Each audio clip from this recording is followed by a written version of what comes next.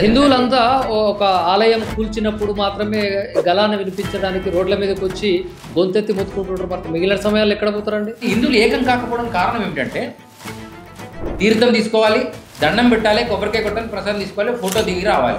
అక్కడ ఉన్నటువంటి గురువులు కానీ అక్కడ ఉన్నటువంటి ఆధ్యాత్మిక సంస్థలు కానీ అక్కడ ఈ ఏరియాకి వచ్చినప్పుడు వాళ్ళకి ఇక్కడ ధర్మం ఏమిటి, మన ధర్మం ఎట్లా బాగు చేయాలనే విషయం పట్ల ఇక్కడ అవగాహన కల్పించే కేంద్రాలు లేవు. మీరు స్వామీజీగా ఉన్నటువంటి మీరు కాలజ్ఞానం గురించి చెప్పదలుచుకున్నటువంటి మీరు కలెక్టర్ నుంచి కలిసేంత పని వచ్చింది. ఒక 100 సంవత్సరాల పెద్దమ్మ దేవాలయం, అది బంజారా హిల్స్లో ఉంది. మరి ఇప్పుడే ఎందుకు అమ్మవారిని రాత్రికి రాత్రి కూలగొట్టే ప్రయత్నం ఎందుకు జరిగింది అనేటువంటి ఉద్దేశంలో ఆలోచిస్తే నిజంగా అంటే వాళ్ళు ఏమంటారు అంటే ఇది ప్రభుత్వ భూమి 12 ఎకరాలు ఉంది కాబట్టి మేము అది కూల్చాల్సినటువంటి పరిస్థితి. కాంగ్రెస్ ఏమంటున్నానంటే ఇవాళ బిల్రా మందిరు ప్రభుత్వ స్థలం, ఇవాళ సెక్రటరియట్ ప్రభుత్వ స్థలం, పెద్దమ్మ దేవాలయం జూబ్లీహిల్స్ ప్రభుత్వ స్థలం. అమ్మవారికి దేవాలయం ఉంది, అక్కడ 100 సంవత్సరాల నుంచి బోనాలు ఒక జాతర జరుగుతుంది. మొన్న మీ ప్రభుత్వ అధికారులు వెళ్ళి దండాలు పెట్టారు, పొరదండాలు తీశారు, మీ పోలీస్ సెక్యూరిటీ పోయింది. బోనాల పండుగ తెల్లారి మీకు దృష్టి ఎందుకు పడ్డది దాని మీద? ఇంకొక కాంగ్రెస్ లీడర్ ఏమంటారు అంటే అక్కడ అసలు గుడే లేదు, ఆనవాళ్ళే లేవు, ఎవరో మీరు నైట్కి నైటే పెట్టారు. అదేమన్నా బాబరీ మసీదా కులగొట్టేసి రాత్రి రాత్రి రామ మందిరం కట్టాడు?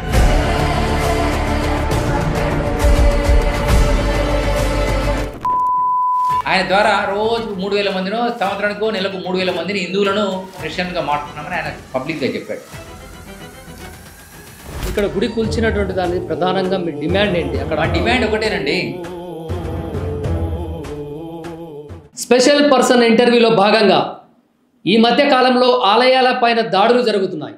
ఈ ఆలయాలపైన దాడులు చేస్తున్న వారిని శిక్షించాలంటూ హిందువులంతా ఐక్యంగా ఉండాలని పోరాటం చేస్తున్నటువంటి కాలజ్ఞాన బ్రహ్మేంద్ర స్వామిని అంశస్థులైనటువంటి మనతో పాటు విశ్వబ్రహ్మ శ్రీ ధర్మజ స్వామి వారు మనతో పాటు ఉన్నారు. వారిని అడిగి తెలుసుకునే ప్రయత్నం చేద్దాం. ఏంటి వారి సంస్కృతి సంప్రదాయం అనేది అడిగి తెలుసుకునే ప్రయత్నం చేద్దాం. నమస్కారం అండి. శ్రీ గురుభ్యో నమః. సమస్త సనాతన హిందూ ధర్మ వాదులందరికీ ఈరోజు భారతదేశం తెలంగాణ రాష్ట్ర, ప్రదేశలో ఉన్నటువంటి తెలుగు ప్రజానికి కాకుండా యావత్ ప్రపంచంలో నివసిస్తున్నటువంటి అనేకమైన హిందువులకు ఒక గరిష్టత సాధించి ప్రపంచానికి నీతి నియమాలను చెప్పినటువంటి సాక్షాత్తు కలియుగ అవతార పురుషుడు మధ్విరాట్ వీరబ్రహ్మేంద్ర స్వామి వారు వీరభోగ వసంతరాయలుగా ఈ యొక్క పృథ్వీపై మళ్ళీ వచ్చి 108 ఏళ్ళు పరిపాలన చేస్తూ తన అంశలో జన్మించి తన ధర్మాన్ని కాపాడేటువంటి వాళ్ళందరినీ ఒక 1000 సంవత్సరాలు ఏలుతారని వారు చెప్పడం జరిగింది. ఇది కలియుగంలో విశ్వావసునామ సంవత్సరం అని వారి యొక్క ఆజ్ఞ ఇచ్చారు. అలాగే ఈరోజు మనందరికీ హిందువులందరూ చాలా గొప్ప సంస్కృతిలో ఉన్నారు. సనాతనం అంటేనే చాలా గొప్పది, అంతా బాగుంది. కానీ సర్వే జన సుఖినో భవంతు అనేటువంటి సాంప్రదాయాన్ని ఆచరిస్తున్నటువంటి అశేష ప్రజానీకంలో ఉన్నటువంటి ఈ యొక్క మన సాంప్రదాయం మరి ఈరోజు ప్రపంచంలో చులకనైపోయే పరిస్థితి వచ్చింది. దానికి కారణం ఏమిటంటే ఒకరు అల్లా పేరు మీద 57 దేశాలు సాధించారు. వారిని మనం ఏం అనకూడదు, ఎందుకంటే వాళ్ళంతా మన దగ్గరికి వెళ్ళి బయట వాళ్ళు దీంట్లో కొన్ని విషయాలు నచ్చక బయటకు వెళ్ళారు. ఒకరు అలేలియా పేరు మీద లేదా ఆమిన్ పేరు మీద 127 దేశాలు సాధించారు. వారు 120 దేశాలలో ఉన్నారు. ఇలా ప్రపంచానికి వారే ప్రెసిడెంట్గా పనిచేస్తున్నటువంటి అమెరికా మనకు కనబడుతుంది. సో సర్వే జన సుఖినో భవంతు, అందరూ బాగుండాలి, సర్వప్రాణి శ్రేయస్సు కోరేటువంటి సంస్కృతి సాంప్రదాయంలో ఉన్నటువంటి ధర్మం మనది. ఇది మతం కాదు. ఈ మతం అని కొంతమంది ఇతర మతాలు దీన్ని కూడా మతంగా మార్చే పరిస్థితి వచ్చింది. దానికి సాక్షాత్తు వీరబ్రహ్మేంద్ర స్వామి వారు ఆనాటి కాలంలో వారి రాకడ, అలాగే వారి శిష్యుడైనటువంటి సిద్ధయ్యను ఉద్దేశించి వారు చెప్పారు. ఏమంటే విరాట్ పద విఖ్యాతం సిద్ధానంద ప్రదాయకం కాలజ్ఞాన ప్రవక్తారం వీరబ్రహ్మం గురుం భజే. విరాట్ పద విఖ్యాతం అంటే ఎవరైతే సర్వాంతర్యామిని మనం విరాట్ స్వరూపుడు అని సంబోధన చేస్తాం. విరాట్ పద విఖ్యాతం సిద్ధానంద ప్రదాయకం, ఎవడైతే సిద్ధిని సాధించడం కోసం వస్తాడో అతడు విరాట్ స్వరూపుణ్ణి ముక్తాడు. విరాట్ అని వారి ఒక శ్లోకాన్ని మనకి ఇవ్వడం జరిగింది. విరాట్పద విఖ్యాతం సిద్ధానంద ప్రదాయకం కాలజ్ఞాన ప్రవక్తారం వీరబ్రహ్మం గురుంభజే. కాలజ్ఞానాన్ని వీరబ్రహ్మేంద్ర స్వామి వారు ఈ విశ్వానికి అందజేశారు. ఆ కాలజ్ఞానంలో ముస్లిమ్స్ ఉంటారు, క్రిస్టియన్స్ ఉంటారు, బౌద్ధులు, జైనులు, హిందువులు, సనాతనులు, సామాన్యులు, జీవకోటి మొత్తం కూడా అందరికీ అవసరమైన విషయాలు వారు చెప్పడం జరిగింది. అలాగే ఈ విశ్వానికి అపురూపమైన ఒక నిరాకార స్వరూపం ఉంది. ఇది చాలామంది ఒకరు అల్లా అంటున్నారు, అతనే దేవుడు ప్రపంచానికి అంటున్నారు, ఒకరు అలెలుయా అంటున్నారు, అతనే సృష్టికర్త అంటున్నారు, ఒకరు శివుడు అంటున్నారు, ఒకరు రాముడు అంటున్నారు, ఒకరు అమ్మవారు అంటున్నారు, గణపతి అంటున్నారు, ఒకరు సంతోషమాత అంటున్నారు, ఒకరు సాయిబాబా అంటున్నారు, ఒకరు దత్తాత్రేయుడు అంటే ఒక హనుమంతుడు అంటున్నాడు. హిందూ ధర్మంలో 33 కోట్ల దేవత ఆరాధన ఉంది. ఆ మూలమైనటువంటి దేవతలను కొంతమందిని మనం మొక్కుతున్నాం గతం, అప్పుడు కూడా అది ముఖ్యం. కానీ సమాజానికి వారు ఒక మాట చెప్పారు. ఈ యొక్క శ్లోకము మూలస్తంభం అనేటువంటి దాంట్లో నుంచి ఉంది. ఇది చాలామందికి అర్థం కావాలి. న భూమి నజలం చైవ న భూమి నజలం చైవ న తేజో న చ వాయువః న చ బ్రహ్మ న చ విష్ణు న చ రుద్రశ్చ తారకం సర్వశూన్య నిరాలంబే స్వయంభూ విశ్వకర్మణః. నా భూమి అంటే నా అంటే సంస్కృతంలో లేదు అని. నా భూమి లేనప్పుడు, నా భూమి నా జలం నా జలము లేనప్పుడు, నా భూమి నా జలం చైవ నతేజో నచవాయువ తేజము లేనప్పుడు, తేజో నచవాయువ వాయువు లేనప్పుడు, నచ బ్రహ్మ అనేటువంటి పదము లేనప్పుడు, బ్రహ్మ అనే వ్యక్తి శక్తి లేనప్పుడు, బ్రహ్మ నచ బ్రహ్మ నచ విష్ణువు లేనప్పుడు, నచ రుద్రశ్చ తారకాం రుద్రుడు అనేవాడు లేనప్పుడు. రుద్రుడు అంటే ఇప్పుడు మన శంకరుని రుద్రుడు అని అతనికి బిరుదు, అప్పటి కాలంలో రుద్రుడు అనే పేరు. ఇప్పుడు మనం శంకరుడని శివుడని నానా పేర్లు పెట్టుకుని నడుస్తుంది. ఆ నచ రుద్రశ్చ తారకాం సర్వశూన్య నిరాలంబే అంతా శూన్యమై ఉన్నప్పుడు స్వయంభూ విశ్వకర్మణః స్వయంగా విశ్వకర్మ ఒక జ్యోతి స్వరూపమై ఈ ప్రపంచానికి ఒక వెలుగుతో ఈ ప్రపంచంలో జీవకోటిని, ప్రకృతిని, ఆకాశాన్ని, భూమి వీటన్నిటిని సృష్టించడం అనేటువంటిది అతీత రూపమైనటువంటి శక్తి అని ఆ మూలస్తంభం మనకు ఆధారంగా ఈ శ్లోకం వచ్చింది. సో ఎవరు వచ్చినా ఒప్పుకున్నా ఈరోజు మనం ఓంకారాన్ని చూస్తున్నాం బయట. ఏమిటి? హిందువులకి ఇన్ని దేవతలు ఉన్నాయి, మరి మనం ఏ మంత్రానికి ముందు ఒక అక్షరం పెడతాం, దాన్ని ఏమంటామంటే ఓం అని పెడతాం, ఓంకారం. ఇప్పుడు ఏ పెళ్ళిళ్ళైనా, ఏ కళ్యాణమైనా, ఏ కార్యమైనా హిందువులు దాన్ని కూడా మర్చిపోయారు, గణపతి బొమ్మ పెడుతున్నారు. ఇంకొకరు గణపతిని మొక్కని విష్ణు సాంప్రదాయం వాళ్ళు ఉన్నారు. మీరు చిన్నజీర స్వామి దగ్గరికి వెళ్ళండి, ఆయన మొత్తం ఆయన లంకలో, అంటే లంక అంటే ఎందుకంటున్నట్టే అది ఒక సామ్రాజ్యం. ఆ సామ్రాజ్యంలో ఎక్కడ గణపతి బొమ్మ కానీ, శివాలయము శివుడి బొమ్మ కానీ ఉండదు. అంటే లంక అంటే మీరు రావణాసుడి అనకండి. లంక అంటే ఒక సామ్రాజ్యం. అది రావణపురం విడుచుకుంటే రావణ లంక, రామానుజుడు ఇస్తే రామానుజ లంక, బ్రహ్మను ఇస్తే బ్రహ్మలంక, శివుడు ఇస్తే శివలంక అయితే. నేనేమంటున్నా అంటే ఆ యొక్క లంక అంటే ఒక ద్వీపం లాగా తయారు చేస్తారు దాన్ని.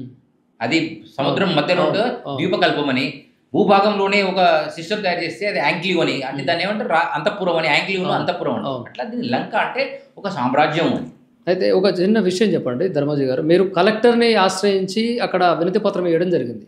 ఎందుకు కలెక్టర్ ఆఫీస్కి పోవాల్సినటువంటి మీరు ఒక స్వామీజీ, రైట్, మీరు స్వామీజీగా ఉన్నటువంటి మీరు కాలజ్ఞానం గురించి చెప్పదలుచుకున్నటువంటి మీరు, విశ్వ బ్రహ్మేంద్ర స్వామి గురించి చెప్పదలసిన మీరు కలెక్టర్ని కలిసేంత పని వచ్చింది. ఎందుకు వచ్చిందంటే ఒక 100 సంవత్సరాల పెద్దమ్మ దేవాలయం, అది బంజారా హిల్స్లో ఉంది. ఇప్పుడు బంజారా అంటే చాలామందికి బంగారం అని అర్థమవుతుంది. బంజారా అంటే లంబాడీ జాతుల్లో ఒక రకమైనటువంటి జాతి ఆ కొండల పైన నివసించి అప్పుడు ఉప్పును పప్పును అమ్ముకొని వాళ్ళు బతికి జీవనం గావించారు. ఈ పట్టణానికి దూరంగా కొండల మధ్యలో జీవించారు. సో అది మెల్లగా ఇప్పుడు ఫిలిం నగర్గా మారింది, అది జూబ్లీహిల్స్గా మారింది, బంజారా హిల్స్గా మారింది, ఇంకా చాలా ఏరియాలుగా అది మారిపోయి అది బంగారంగా మారిపోయింది. అక్కడ ఒక 12-13 ఎకరాల జాగా అమ్మవారి ఆధీనంలో ఉంది. అది పోనీ ఈ మధ్యనే వచ్చిందా అమ్మవారు అంటే కాదు. గతంలో ఉన్నటువంటి కాంగ్రెస్ 60 సంవత్సరాల ప్రభుత్వంలో ఆధీనంలో ఉంది, రైట్. చంద్రబాబు 14 సంవత్సరాల పీరియడ్లో ఉంది, కేసీఆర్ గారు చేసిన 10 సంవత్సరాల పీరియడ్లో ఉంది, ఇప్పుడు రేవంత్ రెడ్డి గారి 2 సంవత్సరాల పీరియడ్లో కూడా అది ఉంది. మరి ఇప్పుడే ఎందుకు అమ్మవారిని రాత్రికి కులగొట్టే ప్రయత్నం ఎందుకు జరిగింది అనేటువంటి ఉద్దేశంలో ఆలోచిస్తే నిజంగా అక్కడ ఇతర మతస్థులు ఎవరో ఇచ్చి రాత్రి కులగొడితే ఇంకా యుద్ధం వేరే ఉండేది. ఇతర మతస్థులు ఇతర కులస్తులు ఎవడో వచ్చి కులగొడితే వదిలేది లేకుండే, మొత్తం సమాజంలో చాలా మంది బయటకు వచ్చారు. కానీ ఏకంగా ప్రభుత్వమే తీసుకుంది. పోనీ అదే మన చెరువును ఆక్రమించి కట్టారా? లేదు. చెరువును ఆక్రమించి కడితే మేము హైడ్రా రూపంలో కూలగొడతామన్నారు. చాలా సంతోషపడ్డాం మనం అందరం. నిజంగా హైడ్రాలో భాగంగా ఈ మూసీ నది కాలువ అంతా క్లీన్ అవుతుంది, కొంచెం నీళ్ళన్నా బయటికి పోతాయి, ఈ అందులో నివసించిన వాళ్ళందరికీ కొత్త ఇల్లు వస్తాయని మనం సంతోషపడ్డాం. కొంతమంది బాధపడ్డారు కూడా, ఇల్లు కట్టుకున్న వాళ్ళందరూ కూడా.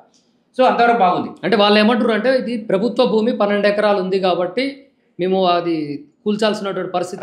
కాంగ్రెస్ నేను ఏమంటున్నానంటే ఇవాళ బిల్రా మందిరు ప్రభుత్వ స్థలం, ఇవాళ సెక్రటరియట్ ప్రభుత్వ స్థలం, రైట్.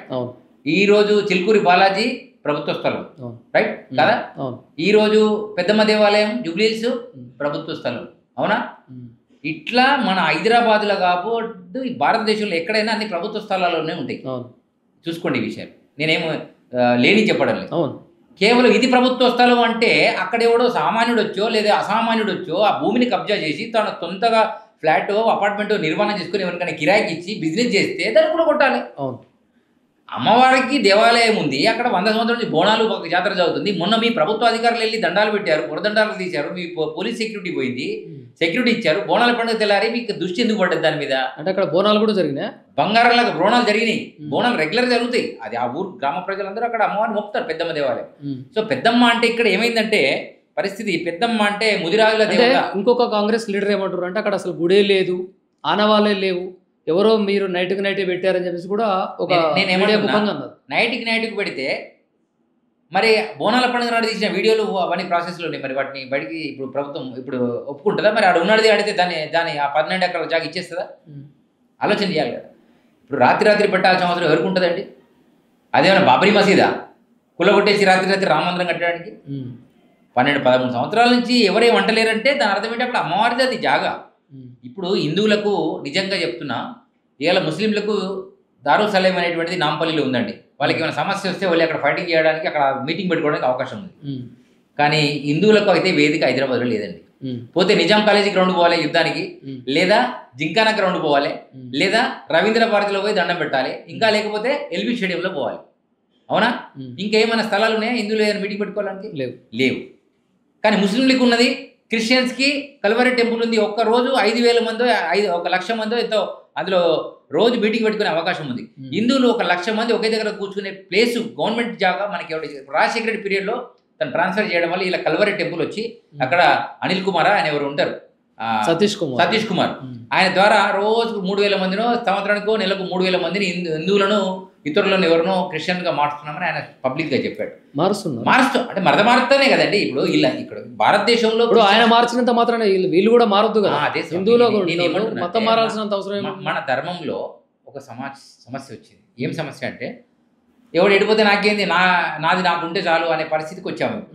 అది ఎప్పుడు రావాలి తెలుసా? మీరు సెక్యులర్గా ఉంటే, మీరు కనుక మైనార్టీలుగా ఉంటే ఆలోచనలో ఉండాలి. కానీ హిందువులు 95% ఉన్నారు, కానీ ఎవడు కలవడం లేదు. ఎక్కడ కలుస్తున్నారండి చెప్పండి?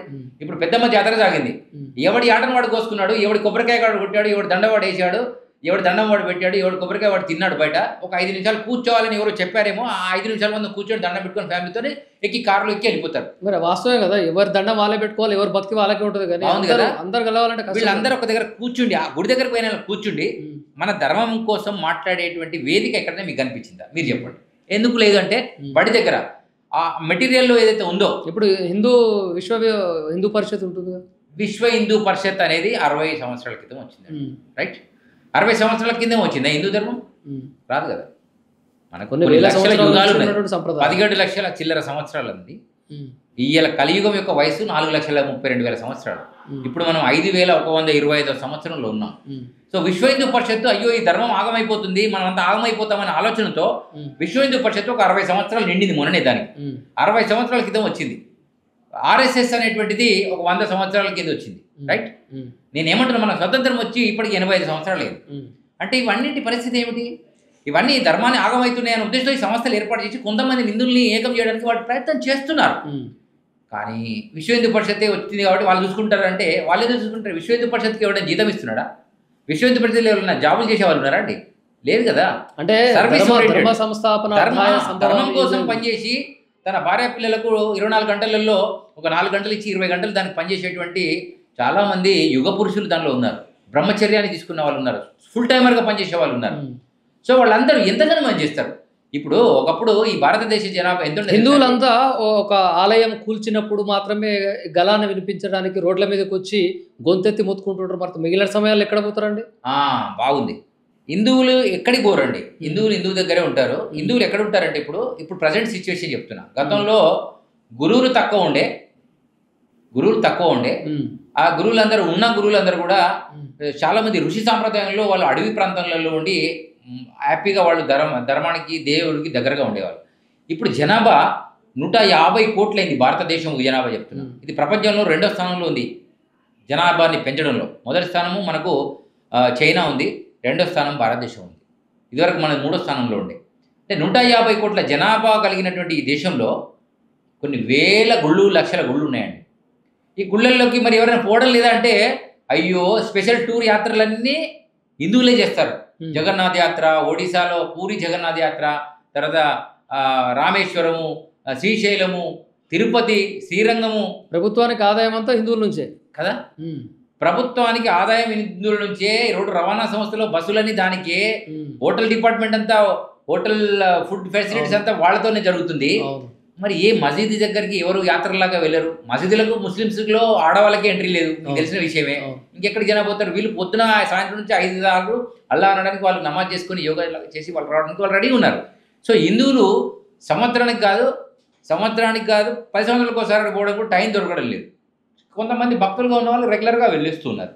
కానీ హిందువులు ఏకం కాకపోవడం కారణం ఏమిటంటే, తీర్థం తీసుకోవాలి, దండం పెట్టాలి, కొబ్బరికాయ కొట్టాలి, ప్రసాదం తీసుకోవాలి, ఫోటో దిగి రావాలి బయట. ఇవి 3 పాయింట్స్. 4వ పాయింట్ ఏంటంటే, అక్కడ పురోహితుడు కానీ, అక్కడ ఉన్నటువంటి గురువులు కానీ, అక్కడ ఉన్నటువంటి ఆధ్యాత్మిక సంస్థలు కానీ, అక్కడ ఈ ఏరియాకి వచ్చినప్పుడు వాళ్ళకి ఇక్కడ ధర్మం ఏమిటి, మన ధర్మం ఎట్లా బాగు చేయాలనే విషయం పట్ల ఇక్కడ అవగాహన కల్పించే కేంద్రాలు లేవు. ఆ పని చేస్తుంది ఒక విశ్వ హిందూ పరిషత్ మాత్రమే మనకు అవగాహన చేస్తుంది. మీరు వినాయకుడిని పెట్టారనుకోండి, వినాయకుడి దగ్గర రేపు మన ధర్మం ఎట్లా కాపాడాలని ఒక అరగంట టైం అడుగుతుంది.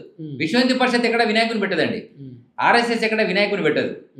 ఎవరైతే పెడుతున్నారో దానిలో ఉన్నటువంటి సమస్యకు సాల్యూషన్లు చెప్తారు వాళ్ళు. ఏమిటంటే ఇప్పుడు మీకు చెప్తా. ఇప్పుడు అమ్మవారి దేవాలయం కూలగొట్టారు, బాగుంది. ఎవరు కూలగొట్టారు? అది ప్రభుత్వ అధికారులు వెళ్ళి కూలగొట్టారు. ఆపడానికి ఎవరు వెళ్ళారు? హిందువులలో ఉన్నట్టు కొంతమంది భక్తులు వెళ్ళారు. వాళ్ళు జనరల్గా నేను అనేది అదే. ఇప్పుడు మీలాంటి స్వామీజీలు, శివరుద్ర స్వామి లాంటి వాళ్ళు, చికోటి ప్రవీణ్ అన్న లాంటి వాళ్ళు, ప్రియాంక చౌదరి లాంటి వాళ్ళు, మాధవీలత గారు లాంటి వాళ్ళు, ఇలాంటి వాళ్ళు మాత్రమే వచ్చి మాట్లాడుతున్నారు తప్ప ఎందుకు హిందువులు అంటే మామూలుగా ఇంట్లో ఉన్నటువంటి వాళ్ళు వచ్చి బయట గొంతెత్తి అడగట్లేరు, ఎందుకు నిలదీయట్లేరు, ఎందుకు ప్రశ్నిస్తలేరు అని అడిగితే మీరేం సమాధానం చెప్తారు? దానికి ఒకటే సమాధానం. కాషాయ వస్త్రాలతో ఉండి రుద్రాక్షలు వేసుకొని మీరు మాట్లాడేంత మాత్రాన ప్రభుత్వం కానివ్వండి హిందువులంతా ఏకమవుతారని భావిస్తున్నారా మీరు? సత్యం అనేటువంటిది ఎవరైనా మాట్లాడాలి. మాలాంటి వాళ్ళు కొంతమంది ఉండి మాట్లాడతారనే ఉద్దేశంతో కొంతమంది హిందువులు బయటికి రావడం లేదు. ఇప్పుడు మేమేమంటున్నాం అంటే వాళ్ళు కూడా బయటికి రావాలని అడుగుతున్నాం. ఎందుకంటే ప్రతి స్వామీజీకి ఒక ఆశ్రమం ఉంటుందండి, ఒక సాంప్రదాయం ఉంటుంది, ఒక దేవుడు, ఒక గురువు అనే సాంప్రదాయంలో భక్తులను తయారు చేయడంలో వాళ్ళు చాలా మంది బిజీ ఉన్నారు.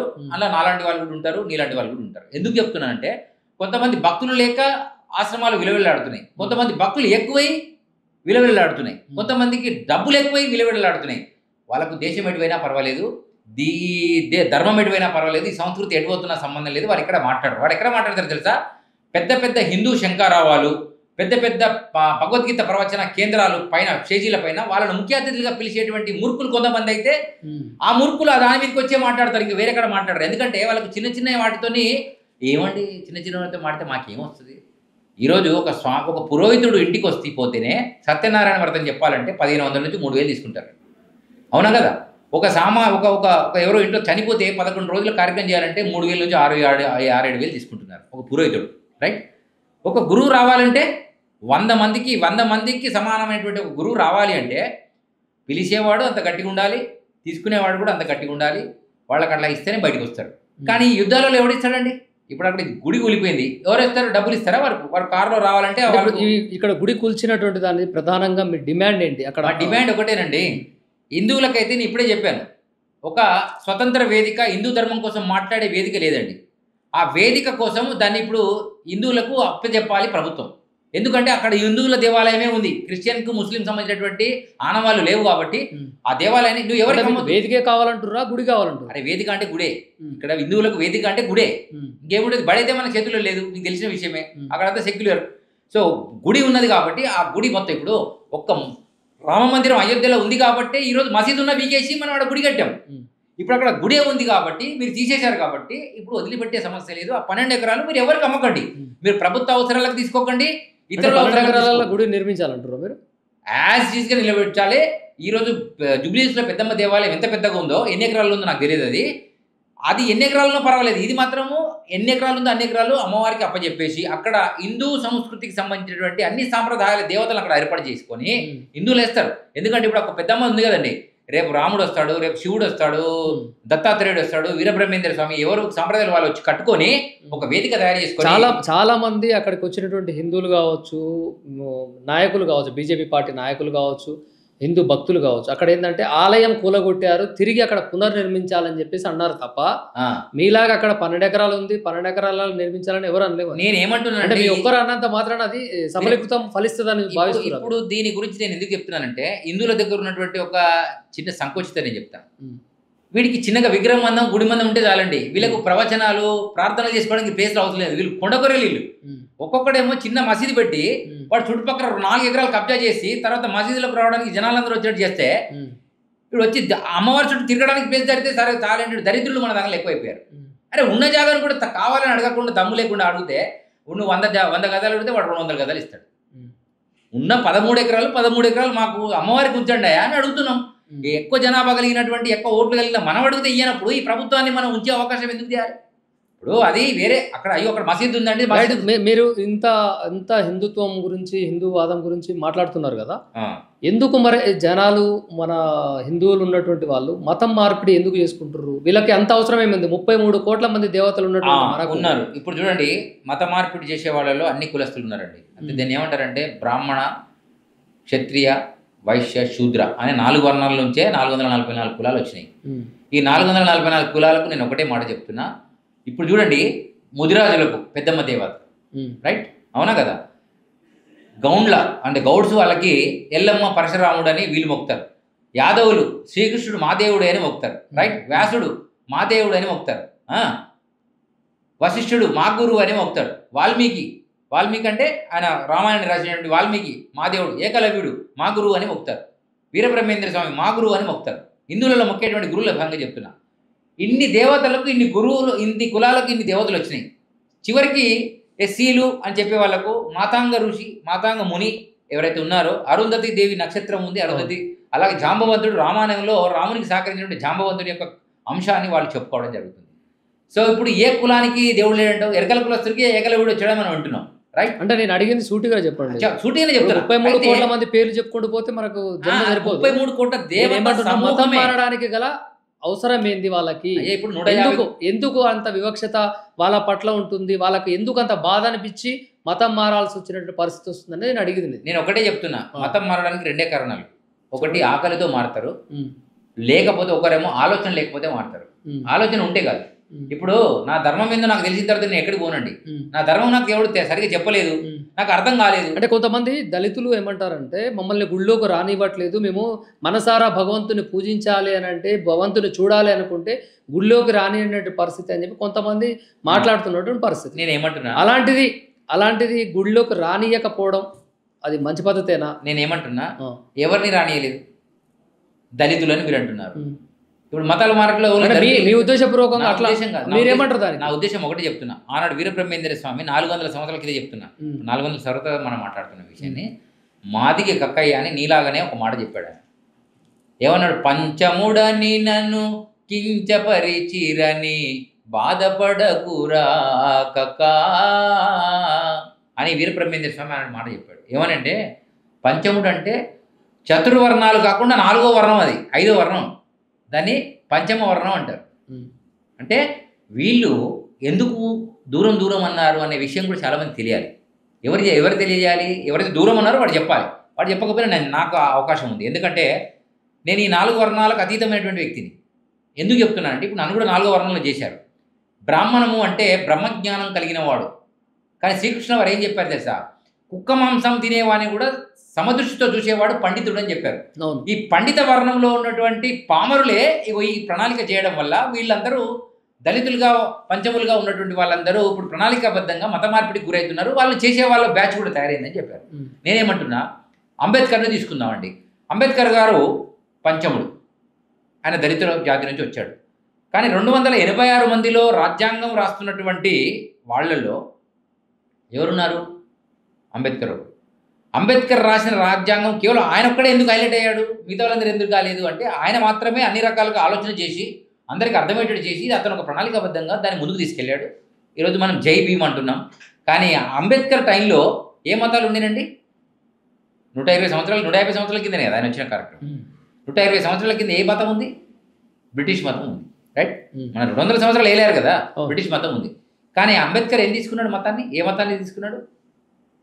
బౌద్ధ మతాన్ని తీసుకున్నాడు. బౌద్ధ మతం. ఆయన హిందువే సదాగా చెప్పాడు, నాకు బౌద్ధ మతం అంటే ఇష్టమైందండి. ఎందుకు అన్నాడు అంటే బౌద్ధులు, హిందువుల నుంచి బౌద్ధులు ఏర్పడ్డారు, జైనులు ఏర్పడ్డారు. అది 7వ శతాబ్దం 8వ శతాబ్దంలో ఆ టైంలో ఉన్నవాళ్ళు. సో నాకు దానిలో నచ్చింది ఏంటంటే సైలెన్స్ నచ్చిందండి. తర్వాత మెడిటేషన్ నచ్చింది. అందరూ సమానం అనేటువంటి భావన నచ్చింది. సమానత్వం అనే భావన నచ్చింది. నాకు కులాలతో పంచాయతీ లేదు. అంత పెద్ద మహారాజే బౌద్ధుడిగా మారిపోయి అన్ని రాజ్యభోగాలను వదిలిపెట్టేసి చెట్టు కింద కూర్చున్నాడు ఆయన. సో అటువంటి వాడు నాకు నచ్చినట్టు కనపడ్డది కాబట్టి నేను దానికి వెళ్ళానండి.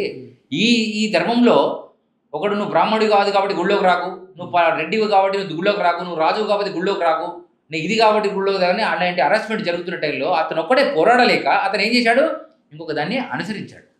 కానీ అతను వెళ్ళి క్రిస్టియన్ మతంలోనూ ముస్లిం మతంలో చేరలే. అప్పటికి ముస్లిం మతంలో 800 సంవత్సరాలు ఏలి ఉన్నారు. క్రిస్టియన్ మతంలో అప్పటికి 200 సంవత్సరాల నుంచి ఏలి ఉన్నారు. వాళ్ళకు 225, వాళ్ళకు అప్పటికి 125 దేశాలు ఉన్నాయి అంబేద్కర్ టైంలో. ఆ తర్వాత ఒక 3 దేశాలు ఎక్కువైనాయి. అయితే ఒక విషయం ఏమంటున్నా అంటే ఆ తర్వాత ముస్లింకు 57 దేశాలు ఉన్నాయి.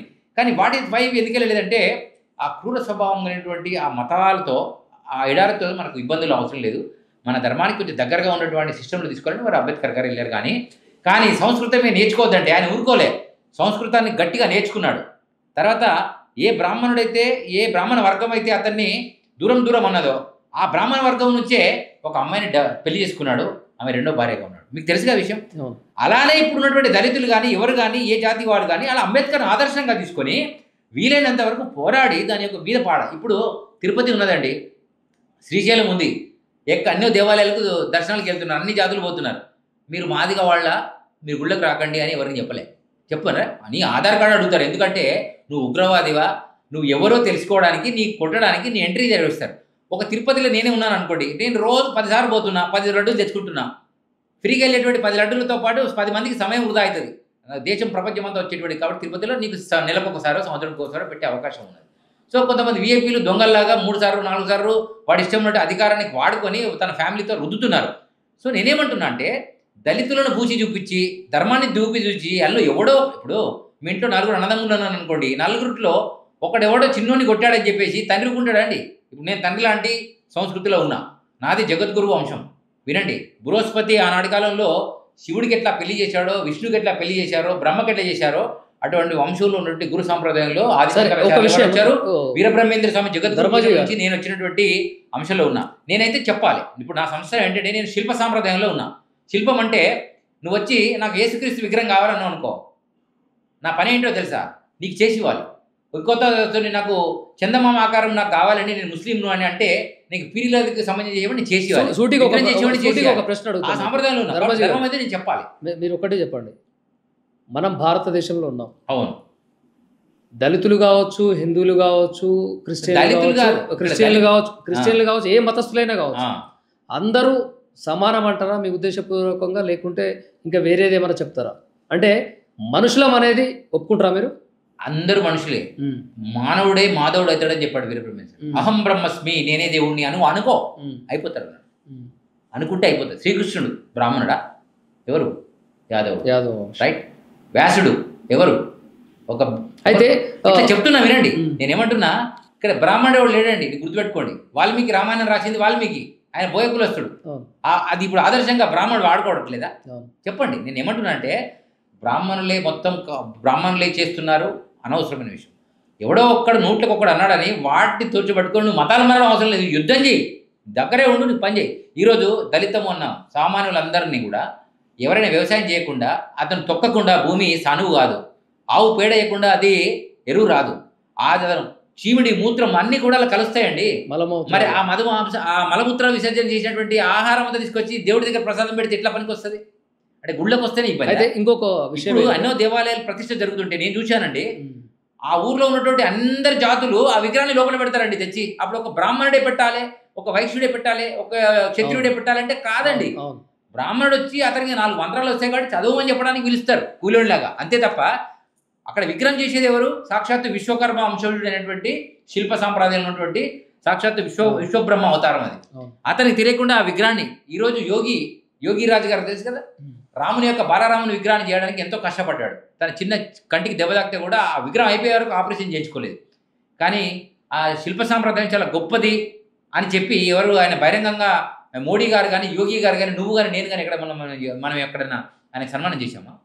అందుకు చెప్తున్నానంటే ఈ కంపెనీ ఉందండి, ఈ కంపెనీ పేరు ఈ కేబుల్ మీద కూడా ఉంటుంది. హీరో ఉంటే హీరో కంపెనీ మీద పేరు ఉంటుంది. టాటా ఉంటే టాటా కంపెనీ చివరికి తాళం చెప్పి మీద కూడా ఉంటుంది. సృష్టి మొత్తాన్ని నిర్మించేవాడు అని ఎన్నిటి మీద నిర్మాణం చేస్తాడు పేర్లు, కాబట్టి చేయలేడు. కాబట్టి అయితే మీరు ఆలయం ధ్వంసం అయినప్పుడు చాలా మంది రోడ్డు మీదకి వచ్చి అక్కడ పోరాడినటువంటి పరిస్థితి. కానీ ఇదే అంశంలో కొంతమంది దళితుల పట్ల కూడా అమానుషంగా ప్రవర్తిస్తున్నటువంటి పోలీసులు కావచ్చు, ఎక్కడైనా దళితులు ఎక్కడ ఉన్నా కూడా ఆ సందర్భం మీ దృష్టికి వస్తే మీరు పోరాటానికి వెళ్తారా? బ్రహ్మాండంగా వెళ్తా. మా గ్రామమే తీసుకుంటానండి. మా గ్రామము వెల్కటూరు, సిద్దిపేట జిల్లా, సిద్దిపేట మండలం. ఇప్పుడు గతంలో నంగునూరు మండలం ఉండేది. కేసీఆర్ గారు అప్పుడప్పుడు నామినేషన్ వేసే విలేజ్కి, మా విలేజ్కి అది ఆమ్లెట్ విలేజ్, అది అంటే కుగ్రామం కిందకి వస్తుంది. చిన్న విలేజ్ అది, కొనాయిపల్లి. దానిలో వెంకటేశ్వర స్వామి దగ్గర 3 కోట్లతో కట్టించారు. కేసీఆర్ గారి దగ్గర ఉండి పునర్నిర్మాణం చేపించారు. ఆ విలేజ్ దగ్గరనే మాది వీరమహిగిరి వెల్కటూరు అనే గ్రామం. మా దానిలో ఒక పురాతనమైనటువంటి స్వయంభూ వీరభద్ర స్వామి దేవాలయము అంగరంగ వైభవంగా ఎండోమెంట్ డిపార్ట్మెంట్ నుంచి డబ్బులు వచ్చినాయి, కట్టడం జరిగింది. చాలా పెద్ద ఎత్తున మా గ్రామంలో జరుగుతుంది. మా గ్రామంలో ఇప్పటికీ దళితులు అందరూ కలిసి ఒక 15 సంవత్సరాల క్రితం చెప్తున్నా సంపూర్ణ రామాయణం అనే నాటకాన్ని దగ్గరుండి వేశారండి. 2 రోజులు ఆడారు రాత్రి పోగులు. ఇప్పటికీ వాళ్ళు అదే నాటకాలు అవే చేస్తారు. ఎందుకు చెప్పండి? వాళ్ళ లోపల అటువంటి మా ఊర్లో అటువంటి గ్రామం లేదు. ఎవడో 100లో ఒక్కడు అన్నాడు అనుకోండి, అది తెలియక అన్నాడు అనుకోవాలి. ఇప్పుడు మీరు టీవీ ఛానల్ అన్నీ వేస్ట్ అంటే అన్ని టీవీ ఛానల్ వేస్ట్ అయినా ఎల్లో ఒక్కడు తప్పు చేశాడు అన్ని టీవీ ఛానల్ ఎట్లా రూపిస్తారు? ఒక కులస్తుడు ఎవడో అన్నాడని అందరు కులస్తులు ఎలా అంటారు? ఇప్పుడు శివాజీ మహారాజు ఉన్నాడండి, ఆయన ఎవరు? క్షత్రియుడా? కాదు. అతను ఒక రాజు, ఒక దుర్గరాజు దగ్గర పనిచేస్తున్నటువంటి బంటు వాళ్ళ నాన్న. అతనితో వెళ్ళాడు, చూశాడు కాబట్టి తన తర్వాత స్వయంకృతంగా అతను ధైర్యం పెంచుకొని రాజు అయ్యాడు. రైటా కదా? ఇప్పుడు ఎవరెవరిని మీరు తప్పుపడతారు చెప్పండి? అదే ఒకరు చేసిన తప్పునే అందరికి. అబ్దుల్ కలాం గారు ఉన్నారండి, ముస్లిం అనేవాడి ఈ దేశానికి రాష్ట్రపతి ఎవడైనా చేశారా? మనకు లేదా? ఎందుకైతే నేను ఏమంటాను అంటే అది బీజేపీ ప్రభుత్వంలో జరిగింది, గతంలో జరిగింది, విడిచిపెడదాం. ఎందుకు జరిగిందంటే అంబేద్కర్ గారు ఆయనకి ఇలా కేసీఆర్ గారు 108 ఫీట్ల విగ్రహం ఎందుకు పెట్టాడు? ఎందుకు చెప్పండి? తను చేసింది తప్పు ఒప్పో దళితులు సీఎం చేస్తానన్నా అనుకోకుండా చేయలేకపోయినా ఈ తప్పిదాన్ని సరి చేసుకోవడానికి 108 ఫీట్ల విగ్రహాన్ని ఆయన ట్యాంక్ బండ్ దగ్గర పెట్టడం జరిగింది, ఎన్టీఆర్ స్టేడియం పక్కన. ఎందుకు పెట్టాడు? ఇలా నరేంద్ర మోడీ గారు ఎందుకు పెట్టారు 108 ఫీట్ల? ఆయన కూడా పెట్టాడు కదా. శివాజీ మహారాజ్ విగ్రహం పెట్టాడు, ఆదిశంకరాచార్య విగ్రహం పెట్టాడు, రామానుజ విగ్రహం పెట్టాడు, భగత్ సింగ్ విగ్రహం పెట్టాడు. ఇంకా చాలామంది విగ్రహాలు పెట్టడానికి కారణాలు ఏంటంటే ఈ దేశం కోసం, ధర్మం కోసం పోరాడినవాడు, అది జాంబవంతుడైనా, రాముడైనా, పరశురాముడైనా, హనుమంతుడైనా వీళ్ళను ముందుకు తీసుకెళ్లేటువంటి ప్రయత్నం జరుగుతుంది. ఎవరు తప్పుదం చేస్తే మొదలు. అందుకనే వీరబ్రహ్మేంద్ర స్వామి అవతారము ప్రయంగా సాక్షాత్తు ముస్లింలో జన్మించి అప్పుడు నవాబుల టైంలోనే ఒక అన్యవంతుల సిద్ధయ్య తన దగ్గరికి వచ్చి 12 సంవత్సరాలు సేవ చేస్తే కూడా మనకు చాలా ఇబ్బందులు వచ్చినాయి. రైట్. ఇంకొక విషయం, మీరు ఛత్రపతి శివాజీ గురించి ఒక నెంబర్ అనేది పెట్టి దాని గురించి అసలు ఆ నెంబర్ కథ ఏంటి, ఆ నెంబర్ యొక్క అంశం ఏంటి, అంతరార్థం ఏంటి? ఇది గ్లోబల్ హిందూ ఫెడరేషన్ అంటే వన్ వాయిస్ ఆఫ్ హిందూ అనేటువంటి ఒక సిస్టమ్ని డాక్టర్ సిడి చౌహాన్ గారు, వారు సికింద్రాబాద్, వారు ఏం చేస్తున్నారంటే వారి ఆలోచన వచ్చింది. ఈ రోజుల్లో చిన్న చిన్న వాటికి గవర్నమెంట్ హాలిడే పెడుతుంది. నేషనల్ హిందూ ధర్మాన్ని కోసం పోరాడి తన యొక్క జీవితాన్ని త్యాగం చేసి, తన సంసార సుఖాన్ని వదిలేసి, తన యొక్క సామ్రాజ్యాన్ని వదిలేసి ప్రపంచం కోసం, హిందూ ధర్మం కోసం పోరాడినటువంటి శివాజీ మహారాజ్ జయంతి సందర్భంగా మనకు ఒక హాలిడే లేదు, ఏం చేయాలని ఒక వీరుడైనటువంటి సిడి చౌహాన్ గారు, నిజంగా ఆయనను మరో శివాజీగా మనం గుర్తుపెట్టుకోవచ్చు. వారికి ఆలోచన వచ్చి ఆ కమిటీలో నేను కూడా ఉన్నాను. వారు ఒకటి ఏం చేశారంటే ఛత్రపతి శివాజీ మహారాజ్ జయంతి సందర్భంగా నేషనల్ హాలిడే కావాలంటే ఏం కావాలి అని ప్రయత్నం చేస్తే 1 కోటి ఓట్ల సేకరణ చేసినట్టయితే, ఇది నరేంద్ర మోడీ గారికి అంటే భారత ప్రధానమంత్రి గారికి అప్లై చేసినట్టయితే ఇంతమంది డిమాండ్ ఉందండి, దీనికి క్వాలిటీ కావాలి, మాకు అవసరం ఉందని చెప్పేసి అడగడానికి పెడితే 1,2 కోట్ల 1 కోటి ఓట్లను సేకరించే ప్రయత్నంలో భాగంగా పనిచేయడం జరుగుతుంది. అయితే మీరు ఇదే అంశం పట్ల కూడా మీరు కుంభమేళాలో కూడా ప్రయత్నం చేసినట్టు నేను బాగా చేశాను. దాదాపు ఎన్ని ఓట్లు అంటే నాకు తెలిసి ఒక 50,000 ఓట్లను దగ్గరుండి వేయించాను. ఎందుకంటే కుంభమేళకు 65 కోట్లు వచ్చారు, 45 కోట్లు అంటే. మేము అంతమందిని కలవలేకపోయినా విశ్వ హిందూ పరిషత్ ఆధ్వర్యంలో ఏర్పాటు చేసినటువంటి బస్సులో మా దగ్గర నుండి మేము అక్కడ ఉన్నటువంటి ప్రజలకు అందరికీ, అక్కడ ఉన్నటువంటి వీర సైనికులందరికీ తో పాటు స్వామీజీలందరికీ కూడా ఈ నంబర్ను నేను చెప్పడం జరిగింది. ఆ నంబర్ ఏంటంటే 07941055779 07941055779. అంటే ఈ నెంబర్కి ఎవరైనా మిస్ కాల్ ఇస్తే ఏకకాలంలో వెంటనే వాళ్ళకి ఒక మెసేజ్ వస్తుందండి, మీరు శివాజీ జయంతి సందర్భంగా హాలిడే కోసం మీ యొక్క ఓటును వినియోగించుకున్నారు, ధన్యవాదాలు అని వెంటనే మెసేజ్ వస్తుందండి. ఏంటి అసలు రానున్న రోజుల్లో మీ యొక్క ప్రణాళిక ఏమిటి అంటే కార్యాచరణ? తెలంగాణ, ఆంధ్ర, తెలుగు రాష్ట్రాల గురించి నేను విన్నవించదలుచుకున్నాను. ఎందుకంటే కాలజ్ఞానం ఎక్కువ తెలుగులో ఉంది.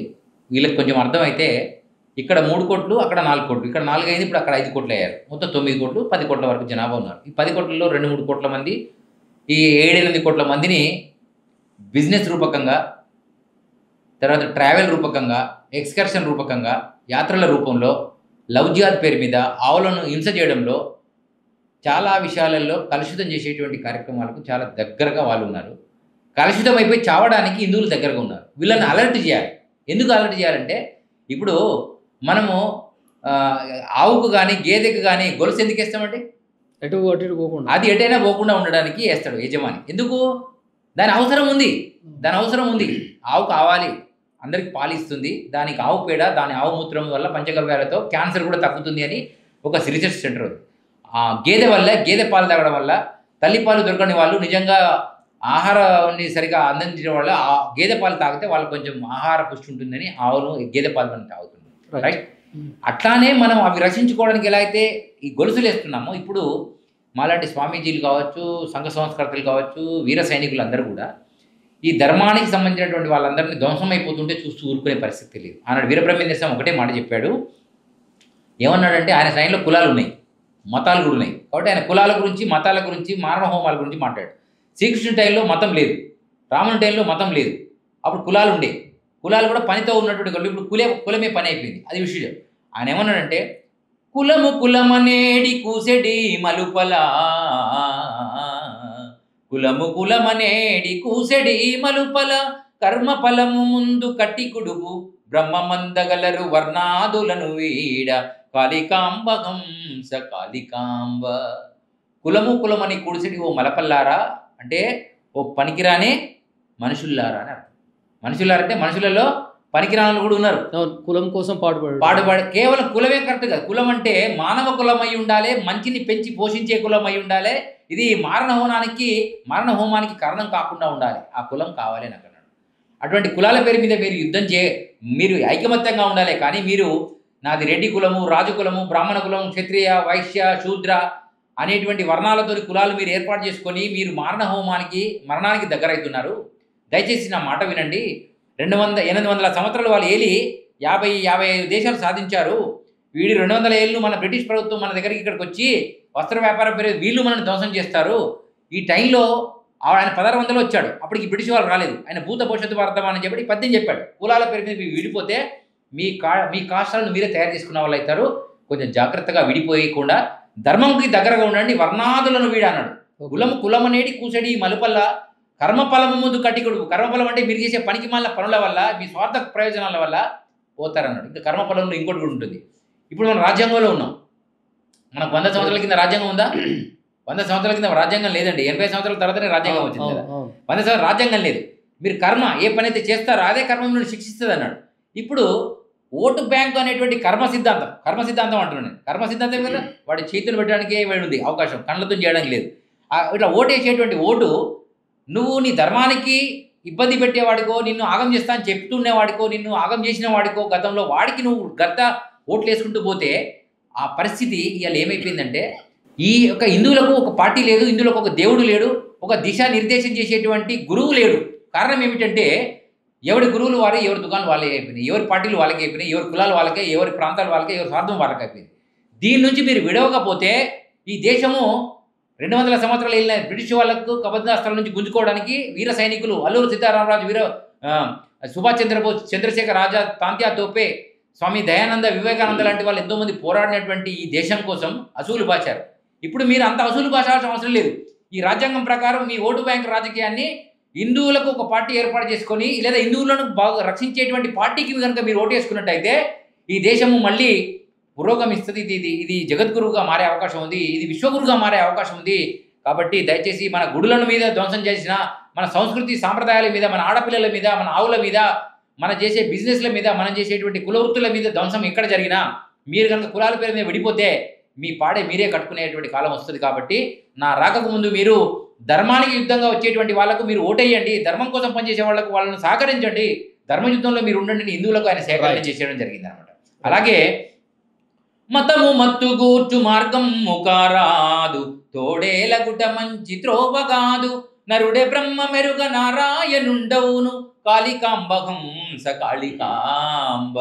మతము అనేటువంటిది మత్తు పదార్థం లాంటిదిరా నాయన, ఈ మతాల జోలికి మీరు వెళ్ళకండి, మనకు చాలా పెద్ద ధర్మం ఉన్నది, ఆ ధర్మంలో మీరు దైవానికి దగ్గరకండి, కానీ ఈ మతాల పేరు మీద వెళ్ళి మీరు మారణ హోమంలోకి చావకండి అని చెప్పాడు. అలాగే నరుడే బ్రహ్మ మెరుగ, ఇంతకుముందు మీరు అడిగాడు దళితులు ఎందుకు దూరం ఉండాలి, వీళ్ళు ఎందుకు దూరం, ఇక్కడ నరుడు అంటే మానవుడు అని, రైట్. నరుడే బ్రహ్మ మెరుగ నారాయణుండవును, నువ్వు దేవుని మొక్కితే దేవుడికి దగ్గరగా అయ్యే గురువు అవుతావు. ఇప్పుడు ఆదిత్య పరాశ్రీ స్వామి ఉన్నాడు మహబూబ్ నగర్లో, ఆయన ఒక దళిత బిడ్డ. ఈరోజు ఆయన ప్రవచనాలు జనం వింటలేరా, ఆయన దగ్గరికి వెళ్ళి కారు దండం పెడతలేరా, ఆయన చెప్పిన ప్రవచనాలు విని ఆయనకి పెద్ద ఆశ్రమానికి విరాళాలు ఇస్తలేరా? ఎవరు చెప్పారండి? నువ్వు నీ యొక్క తత్వాన్ని బట్టి, నీ పనిని బట్టి నీకు ప్రణాళిక వస్తుంది. నేనేమంటున్నా, కులం అనే బూజి చూపించి నన్ను వాడుకో, ఎవడు తిడితే ఇప్పుడు ఇలా బైరి నరేష్ ఉన్నాడండి, దేవుడే లేడు అన్నాడు.